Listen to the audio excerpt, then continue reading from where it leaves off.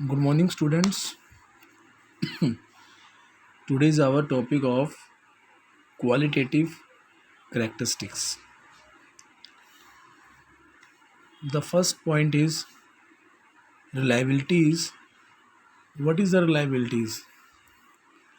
Reliability means your accounting information must be reliable. It means जो आपकी accounting information है वो ऐसी होनी चाहिए जिसके ऊपर कोई भी ट्रस्ट कर सके. अब इसके अंदर जैसे किसी तरह की कोई भी मतलब गलती ना हो, कोई आपने मिस्टेक ना की हो, ठीक है, और इसके अंदर किसी तरह का कोई भी बायसनेस ना हो, और जो भी इंफॉर्मेशन इसके अंदर है वो आपकी प्रॉपरली हो. आपको वहाँ से अकाउंटिंग इंफॉर्मेशन से जो भी आपको इंफॉर्मेशन चाहिए वो आपको इंफॉर्मेशन पूरी मिल रही हो. जैसे यहाँ पर बता रखा है, जो भी आपने ट्रांजैक्शंस रिकॉर्ड की हैं अकाउंटिंग में, ठीक है, वो बिल्कुल सही और बिल्कुल मतलब करेक्ट हो और एक बिल्कुल कंप्लीट हो. मतलब कहने का मीन्स ये है कि जो भी आपने ट्रांजैक्शन रिकॉर्ड किया है वो बिल्कुल आपने ऐसे रिकॉर्ड करना है ऑनेस्टली. उसमें कुछ भी छुपाना नहीं है, जो है वही दिखाना है. उसमें ना तो कुछ कम दिखाया ना और ना ही आपको कुछ ज़्यादा दिखाना है. सेकंड पॉइंट इसने बोल रखा है, जो भी आपने इन्फॉर्मेशन डाली है फाइनेंशियल स्टेटमेंट में वो आपकी बिल्कुल क्या हो, बिल्कुल फ्री हो बायसनेस से, मतलब किसी तरह की कोई पार्शलिटी ना हो. और थर्ड पॉइंट इन्होंने बता रखा है, जो भी इन्फॉर्मेशन दिखा रखी है या जो भी इन्फॉर्मेशन आपने दे रखी है वो बिल्कुल कंप्लीट होनी चाहिए, ताकि उसके ऊपर हम जो भी एनालाइज का वर्क करें और जो भी हम लोग मतलब इंटरप्रिटेशंस का वर्क करें वो हमारा ईज़िली हो जाए. उसके बाद है यहाँ पर बेटा, जो भी आपकी इन्फॉर्मेशंस होती है ना वो आपकी कंजर्वेटिव प्रिंसिपल्स के ऊपर होती है. ठीक है, जैसे हम लोग इसमें होता क्या है, हम लोग अपने जो भी हमारा फ्यूचर में लॉस होने वाला होता है उसके बारे में हम पहले से अरेंजमेंट कर लेते हैं.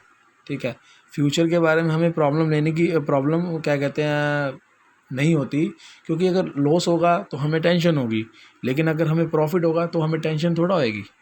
ठीक है, और जो आपके अकाउंट्स है वो आपके क्या होने चाहिए, ऑडिट होने चाहिए. ऑडिट मीन्स आपके अकाउंट चेक होने चाहिए प्रॉपर. अकाउंट चेक कौन करता है? चार्टर्ड अकाउंटेंट करते हैं. हर कंपनी के, हर बिजनेस के अपने अलग अलग चार्टर्ड अकाउंटेंट्स होते हैं. ठीक है, तो ये हमारा फर्स्ट पॉइंट क्लियर. दूसरा है रेलिवेंस. रेलिवेंस मीन्स मतलब कि रेलिवेंट इन्फॉर्मेशन होनी चाहिए. अकाउंटिंग इन्फॉर्मेशन आपकी ऐसी हो जो भी आपके अकाउंटिंग यूजर्स हैं, ठीक है, उनके ऑब्जेक्टिव उनसे पूरे हो जाए. मतलब इन्फॉर्मेशन आपकी कैसी होनी चाहिए, रेलिवेंट होनी चाहिए, जिसका कुछ मीनिंग निकलता हो, जो मतलब यूज़लेस ना हो, जो यूज़ हो सके. ठीक है, और क्योंकि इसके बेस पर हम लोग क्या करते हैं, इसके बेस पर बेटा हम लोग डिसीजंस लेते हैं. ठीक है, इसके बेस पर हम काफ़ी डिसीजन लेते हैं. अब जैसे इन्होंने एक एग्जांपल बताया है, उस एग्जांपल से आपको प्रॉपरली क्लियर हो जाएगा. जैसे एग्जांपल दिया हुआ है, for example while reporting debtors in the balance sheet it is the total amount of debtor which is relevant and not number of debtors. अब बेटा इसमें देखो क्या बताया, जब आप लोग डेटर्स मीन्स जिनसे आपने पैसा लेना है, जब आप डेटर्स को लिख रहे हो बैलेंस शीट में तो आपको ये पता होना चाहिए कि आपने कितना पैसा लेना है, आपको कितना पैसा लेना है. ठीक है, ये इंपॉर्टेंट है. ये इंपॉर्टेंट नहीं है कितने लोगों से लेना है. तो इस तरह की इन्फॉर्मेशन होनी चाहिए. ठीक है, जो क्या हो, जो इम्पोर्टेंट हो आपके लिए और जो यूज़फुल हो. थर्ड पॉइंट है understandability. What is the understandability? बेटा अकाउंटिंग इन्फॉर्मेशन आपकी इस तरह से हो जो अंडरस्टूड हो ईज़िली. ठीक है, अब जैसे मान लो ये बुक है, अब ये बुक आपके सामने अगर मैं रख दूं तो आपको क्लियरली दिखेगा, साफ साफ दिखेगा कि कौन सा क्या वर्ड लिखा हुआ है, साफ दिखेगा. अगर यहाँ पर ऐसे गंदा सा लिख दें, बिल्कुल बैड राइटिंग लिख दें हम लोग, तो आपको समझ में ही नहीं आएगा ना समझ. तो ऐसे आपके जो अकाउंटिंग होती है, जो आपके फाइनेंशियल स्टेटमेंट होते हैं वो बिल्कुल नीट एंड क्लीन होने चाहिए, वो हर किसी की समझ में आ सके. अब जैसे इन्होंने क्या किया वो मैं आपको दिखाता हूँ. जैसे अकाउंट्स में इन्होंने क्या बना रखा है, इन्होंने कई डायग्राम्स भी बनाए होंगे, मैं दिखा देता हूँ आपको. इन्होंने डायग्राम्स बनाए होंगे. ठीक है। तो उस डायग्राम से क्या होता है, उस डायग्राम से आपको ईजिली समझ में आ जाएगा, ठीक है। सॉरी बेटा, इस बुक में डायग्राम नहीं है, जो दूसरी बुक है DK गोयल की, उसमें आपको डायग्राम्स मिल जाएंगे, ठीक है। तो अगर हम डायग्राम बनाते हैं तो डायग्राम से क्या होगा, डायग्राम से हमें समझ में आ जाता है क्वेश्चन ईजिली, उससे क्वेश्चन की जो लेंथ होती है वो कम हो जाती है। तो इसी तरह अगर आपकी जो अकाउंटिंग है, ठीक है, उसमें कुछ ऐसी रिपोर्ट्स मेंशन है जो समझ में नहीं आ रही, वो काफ़ी टिपिकल है, तो उसको आप कुछ इस तरह से आप शो करो, क्या कहते हैं, जैसे कि आप उसमें इकोनॉमिक्स में आपने देखा होगा, उसके बार ग्राफ बनाते हैं हम लोग, जिससे हमें समझ में आ जाता है ईजिली। तो कुछ इस तरह से भी आप कर सकते हो, जिससे आपका अकाउंटिंग क्या हो सके, अंडरस्टैंड हो सके अच्छे से, जिसको आप अच्छे से समझ सको। और कई बार क्या होता है, जब हमें कुछ चीज़ समझ में आ जाती है ना, तो उसके बेस पर हम लोग डिसीजन भी ले लेते हैं। उसके बाद है बेटा फोर्थ पॉइंट, कंपैरेटिबिलिटी। अब जो आपकी जो फाइनेंशियल स्टेटमेंट्स है ना, उसमें जो भी आपने फिगर्स लिखी हैं, उस फिगर्स के साथ साथ आपने क्या करना है, करंट की फ़िगर तो लिखनी है आपको, साथ में पास्ट की फ़िगर भी लिखनी चाहिए आपको। इससे क्या पता लगेगा कि आपकी करंट में क्या परफॉर्मेंस है, आप करंटली अभी आप कहाँ पे स्टैंड करते हो, करंट में आपका प्रॉफिट है, और जो बिज़नेस की जो फाइनेंशियल पोजीशन है, वो अगर मैं उसका कंपैरिजन करूँ पास्ट से, तो मुझे ये पता लग जाएगा कि मैंने करंट में क्या अचीव किया है, ठीक है। इससे मैं कंपैरिजन कर सकता हूँ। और जब हम लोग कंपैरिजन करते हैं तो हमें अपने वीक पॉइंट्स पता लगते हैं, हमें अपने स्ट्रॉन्ग पॉइंट पता लगते हैं, जिससे हम फ्यूचर में जाकर और अच्छी परफॉर्मेंस कर सकते हैं।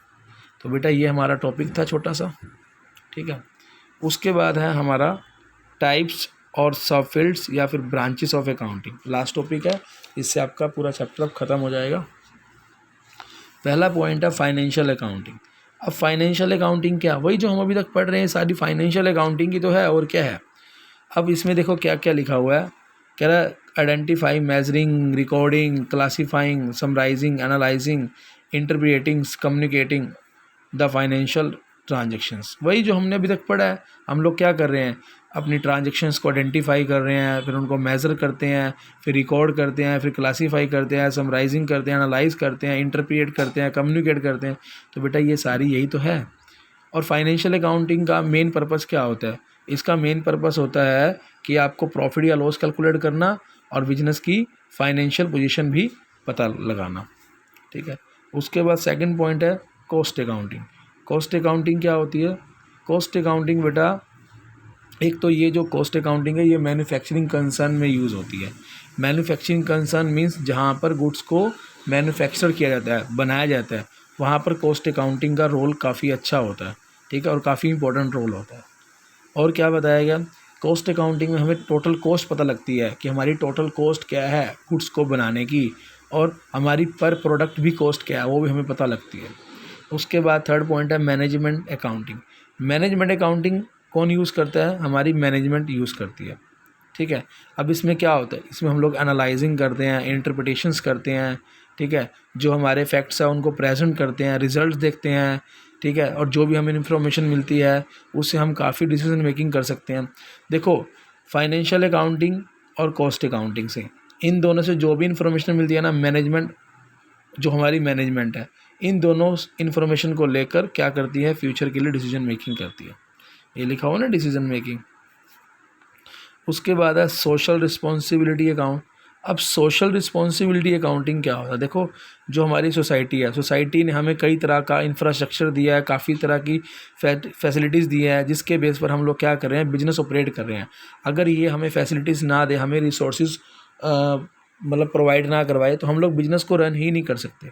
तो इसीलिए हर बिज़नेस की एक रिस्पॉन्सिबिलिटी होती है सोसाइटी के लिए, ठीक है। क्या रिस्पॉन्सिबिलिटी होती है कि भाई सोसाइटी को वो अच्छी गुड्स अवेल करवाए, ठीक है, रिजनेबल प्राइस पे अवेल करवाए, उनको एम्प्लॉयमेंट दे, और भी सोसाइटी के लिए काफ़ी कुछ है, ठीक है। उसके बाद है टैक्स अकाउंटिंग। अब टैक्स अकाउंटिंग ये क्या होती है, जो टैक्स अकाउंटिंग होती है आपको आपके टैक्सेस के बारे में बताती है, ठीक है, आपको आपके टैक्सेस के बारे में बताती है, आपको बताती है कि आपका इनकम टैक्स क्या है, आपका जीएसटी कितना है, ठीक है, जिसके बेस पर हम लोग अपने टैक्स को कैलकुलेट करते हैं। बस बेटा ये 5 पॉइंट्स करने हैं आपने, ओके। इसके बाद नेक्स्ट चैप्टर स्टार्ट करेंगे हम लोग, कौन सा चैप्टर, सेकंड स्टार्ट करेंगे, अकाउंटिंग टर्म्स। मैं आपको दिखा देता हूँ, ठीक है। ये वाला है चैप्टर सेकंड, इसमें हम लोग अकाउंटिंग टर्म्स के बारे में बात करेंगे नेक्स्ट वीडियो में। एक तरह से आप वर्ड मीनिंग कह सकते हो, ठीक है। हमारी अकाउंटिंग ओके ये है, ये हम लोग चैप्टर सेकंड में करेंगे। ओके बेटा।